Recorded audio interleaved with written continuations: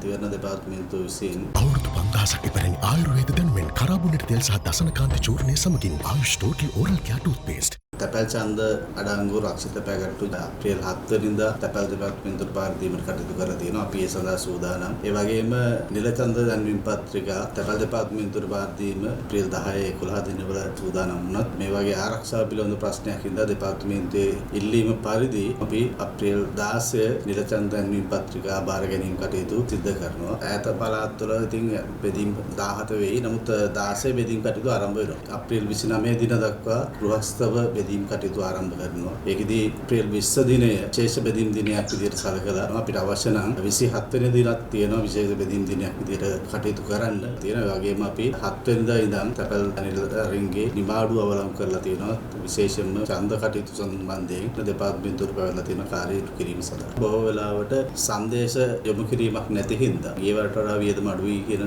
බලාපොරොත්තුව තියෙනවා. අභ්‍යාචන අධිකරණය හමුවේ පෙත්සම් ගොනු කර තිබෙන පළාත් පාලන ආයතනවලට අදාළ ඡන්ද විමසීම් කටයුතු ඉදිරියට කරගෙන යාම හෙටතෙක් අත්හිටුවන්නයි අභ්‍යාචන අධිකරණය අද නියෝග කළා. එම ඡන්ද විමසීමට අදාළව නාම යෝජනා ප්‍රතික්ෂේප කිරීම සම්බන්ධයෙන් එක්සත් ජනතා නිදහස් සන්ධානය ඇතුළු දේශපාලන පක්ෂ හා ස්වාධීන කණ්ඩායම් කිහිපයක් මෙලෙස පෙත්සම් ඉදිරිපත් කර තිබුණා. අභ්‍යාචන අධිකරණයේ වැඩබලන සභාපති මොහොමඩ් ලෆාර් තාහිර සහ කේ.පී. ප්‍රනාන්දු යන විනිසුරු මඩුල්ල අදාළ තේරීම් භාර නිලධාරීන් වෙතටයි එම නියෝගය ලබා දී තිබෙන්නේ. තොරතුරු ප්‍රවෘත්තිද තොරතුරුවල ඇත්තම දැනගන්න රෑ 8ට රූපවාහිනී නිවුස්